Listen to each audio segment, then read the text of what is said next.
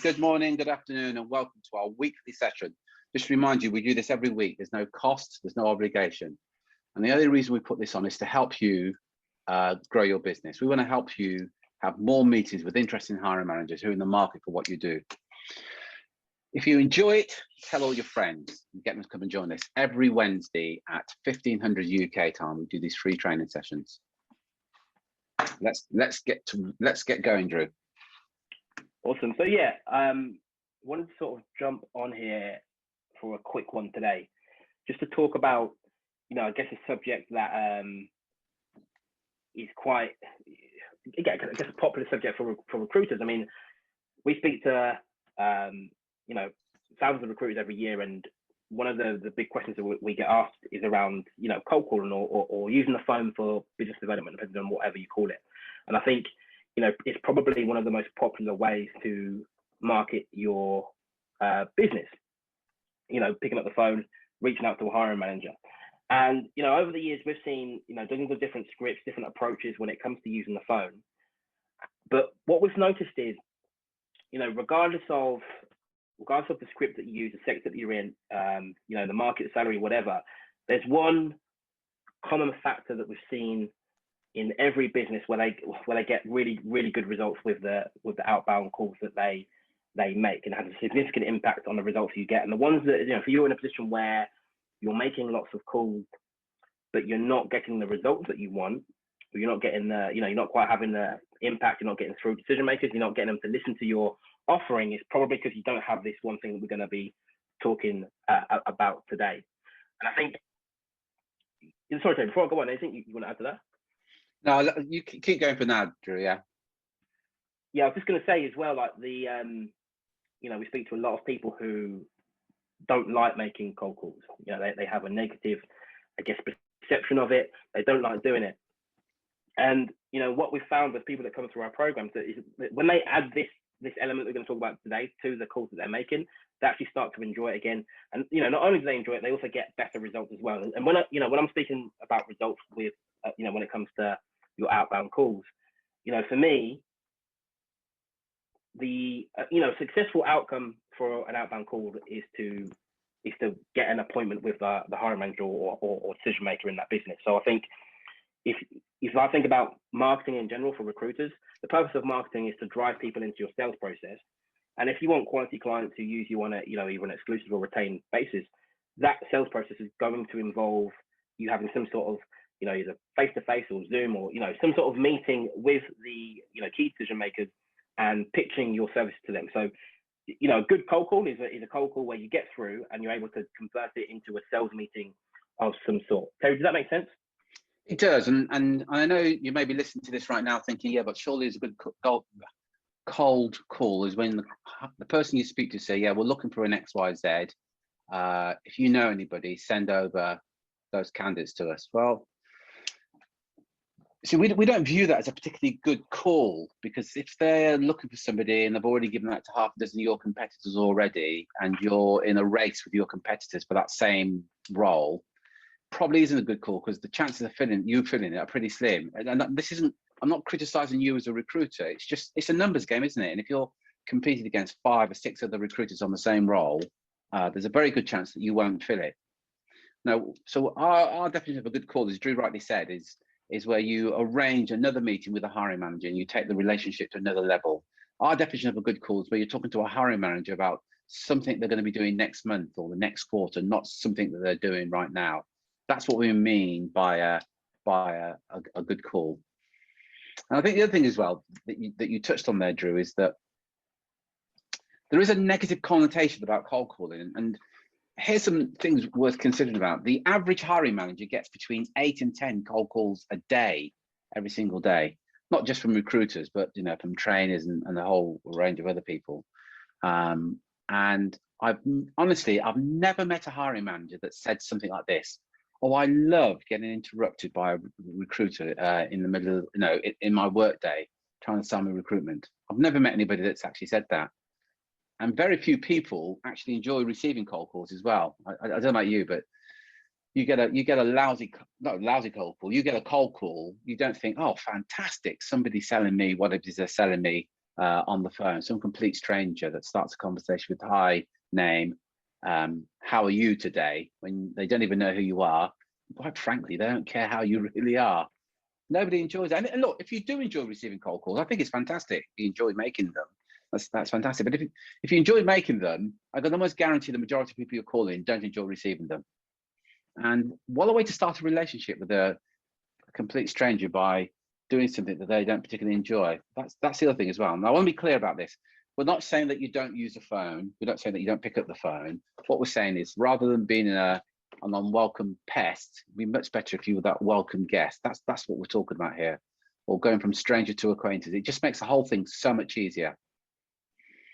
So an unwelcome pest or stranger is what I mean. What we mean by that is somebody that you're calling somebody that have never heard of you before. You don't know whether they've got a need for what you do, and this out of the blue, you call them.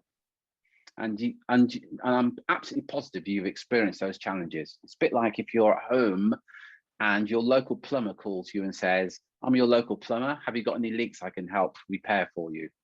Your attitude is going to be, when I've got a leak, I'll give you a call. But right now, I'm absolutely fine. And that's similar to a recruiter calling the hiring manager. And then there's the other type of call, the acquaintance or the guest, where you call somebody and they know who you are.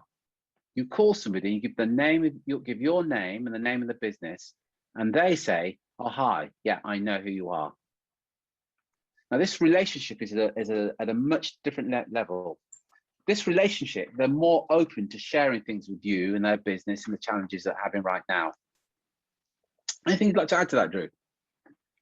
Yeah, I think again, like the biggest deciding factor in terms of the results you get when making outbound calls isn't necessarily what you say on the phone.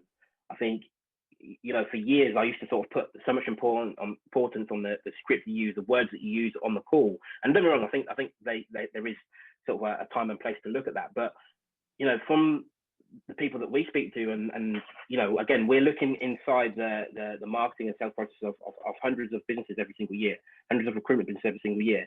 And what I've seen is that it's not about what you say on the phone, it's more about the relationship that you have with the prospect. So if they're completely cold and they're a complete stranger, again, it's not saying that you can't get results, but you have to work a lot harder compared to if there's some sort of form of relationship there. You know, there's some, you know, what we like to call a reference point. There's a reference point, something that reminds them who you are. Because if they don't have that, and they have no idea who you are, from the first time you speak to them, there's a wall put up, there's a blockage there. They view you as someone who's trying to push your services onto them.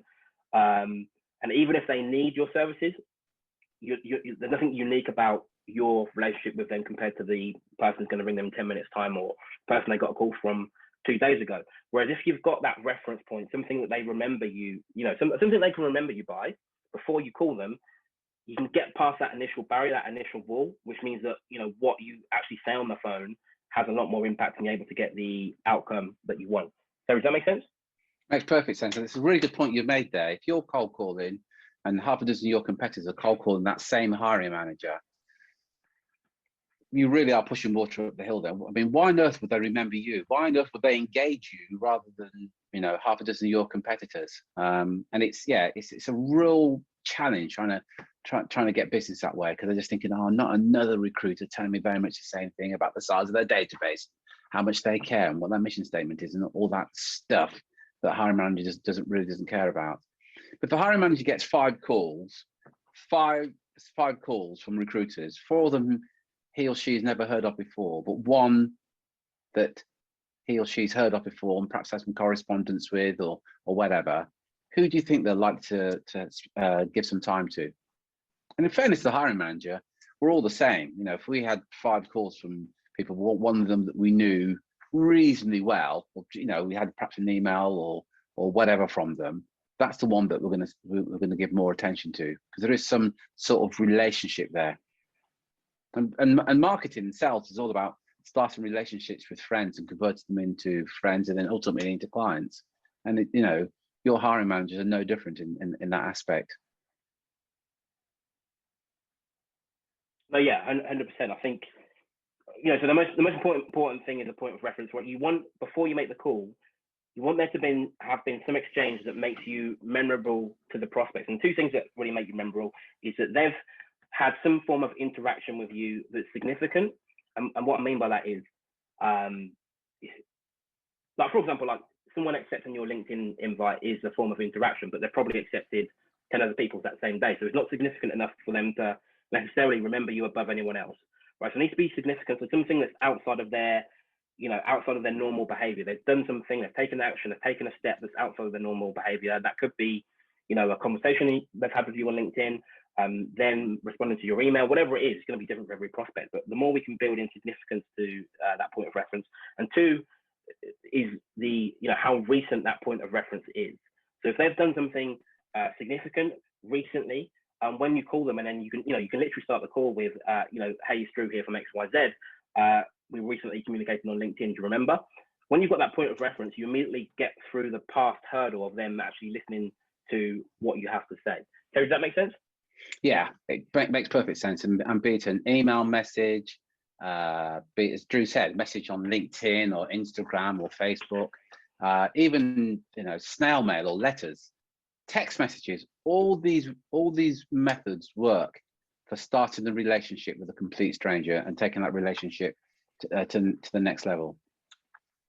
And some of our clients, they will get literally 20, 30 appointments a month, every month, with hiring managers by using those methods. So anybody that's known us for long enough, we're constantly saying, don't call complete strangers and beg for business, but call people that who in the market for what you do, and will be receptive to what you have to say. Because and I know that if you can call those kind of people, you stand a much better chance of getting some business than calling a complete stranger and begging them for business.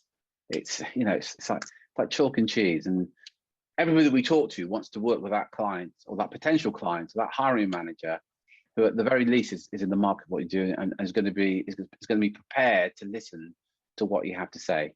And ultimately, that's all we ask really is, look, just give me a few minutes to hear what I've got to say and ask you a few questions and see if we can work together. Does that sound about right, Drew?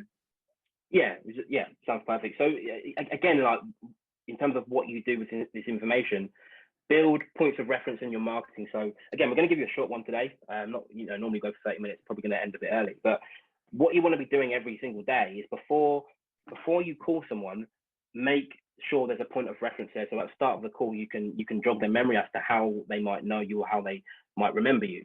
I think once you can get that in your marketing, so a lot of our clients will make 50, 100 calls per day. They're not at any time calling someone who doesn't know who they are, because they've done the work beforehand. So everyone they call knows who they are, which means they're able to generate more appointments. So I think now, if you look at your marketing, a lot of the recruiters that we speak to, are generating between 6 and 10 sales appointments per month. A lot of our clients are generating 20 plus because they're building these points of reference in before they're making a call. So again, nothing really else to add. We'll go into more detail on this another day when we've got more time, but just want to sort of, I guess, open your mind up to, if you want to get better results with your outbound calls, before you pick up the phone to call someone, to call a prospect, make sure you've got that point of reference there that you can refer to at the very start of the call, which means they're more likely to listen to the rest of your pitch. Yeah. If you're an owner or a director of a recruitment or search firm, and you're looking to have more meetings with interesting hiring managers without calling complete strangers, if you go to makemoreplacements.com/apply and book a 10-minute call with one of our team, and we'll share some information with you. So that's makemoreplacements.com/apply, book a 10-15-minute call with one of our team, and we'll share with you how you can have more meetings with interesting hiring managers who are in the market for what you do. There's no cost for this call, and there's no obligation.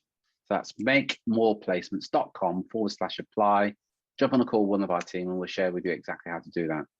As I said, we're here every week at the same time, 1500 UK time, and we'll share with you something that's going to help grow your business, something that's going to help you win more business, something that's going to help you increase your personal earnings and have the business that you truly desire. So until next time, folks, take care, take action, and be relentless.